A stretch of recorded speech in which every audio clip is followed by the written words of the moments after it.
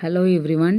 TNPSC group 4 எக்ஸாமுக்கு unit 8ல் history of Tamil society இருக்கு இல்லையா, அதில் the courses of cultures in ancient Tamilakam இதை பற்றி பார்க்கலாம்.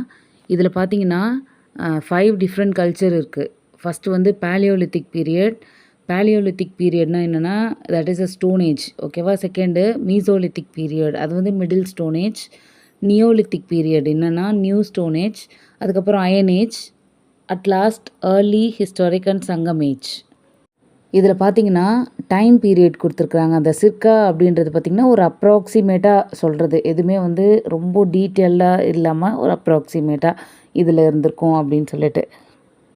அதோட கல்ச்சுரல் ட்ரையட்ஸ் பார்க்கலாம்.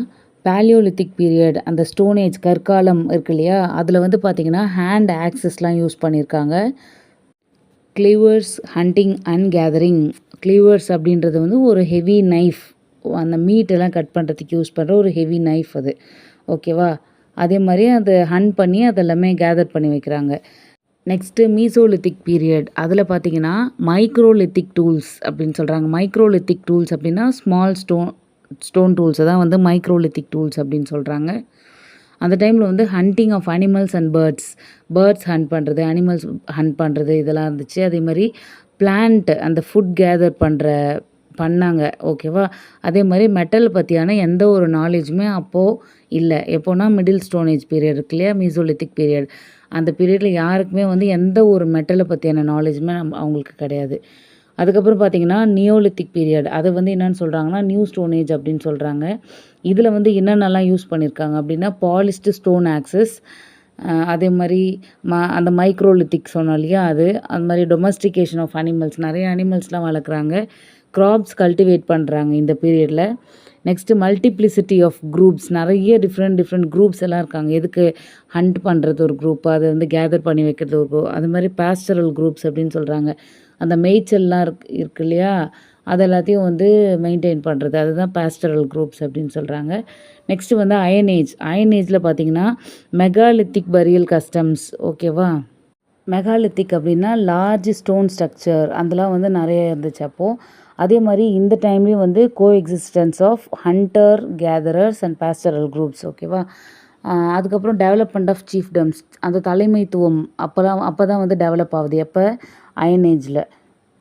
ஃபஸ்ட்டு வந்து மெட்டல் பற்றியான எந்த ஒரு நாலேஜுமே இல்லாமல் இருந்தாங்க. பட் அயன் ஏஜில் பார்த்திங்கன்னா அயனை பற்றியான ஒரு நாலேஜ் வருது.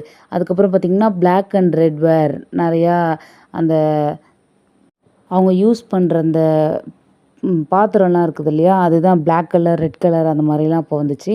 அது மாதிரி பிளாக் கலர்லேயே வந்து செராமிக்ஸ்னால் என்னது, அந்த பீங்கான்னு சொல்லுவாங்க இல்லையா, அந்த மாதிரியான மெட்டீரியல்லாம் அப்போ யூஸ் பண்ணுறாங்க. நெக்ஸ்ட்டு பார்த்திங்கன்னா கிராஃப்ட் ஸ்பெஷலைசேஷன், அப்புறம் நிறையா கிராஃப்ட் ஒர்க்லாம் பண்ண ஆரம்பிக்கிறாங்க, கைவினை பொருட்கள்லாம். அப்போ வந்து பாட்டர்ஸ் அவங்களாம் வந்து அதிகமாக ஃபேமஸ் ஆகுறாங்க. பிளாக் ஸ்மித்து, பாட்டர்ஸ் அவங்களாம் ரொம்ப ஃபேமஸ் ஆகுறாங்க. நெக்ஸ்ட்டு பார்த்திங்கன்னா early historic and Sangam age. இவங்களோட பீரியட் என்னென்னா 300 பிசி. பிசின்னா என்னது, பிஃபோர் கிரைஸ்ட், டு 300 ஏடி. ஏடின்னா என்னது, ஆனோ டாமினி. BC is otherwise called as BCE and AD is otherwise called as CE. இதில் வந்து பார்த்திங்கன்னா cultural rights of iron age பற்றி தான் ஓரளவுக்கு ஃபுல்லாகவே இருக்கும். அயன் யூஸ் பண்ணுறது, அயன் யூஸ் பண்ணி மெட்டீரியல்ஸ் யூஸ் பண்ணுறது, அதெல்லாம் இந்த டைமில் தான் வந்து மொனார்கிஸ் ஆஃப் சேரா, சோழா அண்ட் பாண்டியா, இவங்களோட அந்த கிங்டம்லாம் வந்து இப்போ தான் இவங்க ஸ்டார்ட் பண்ணுறாங்க.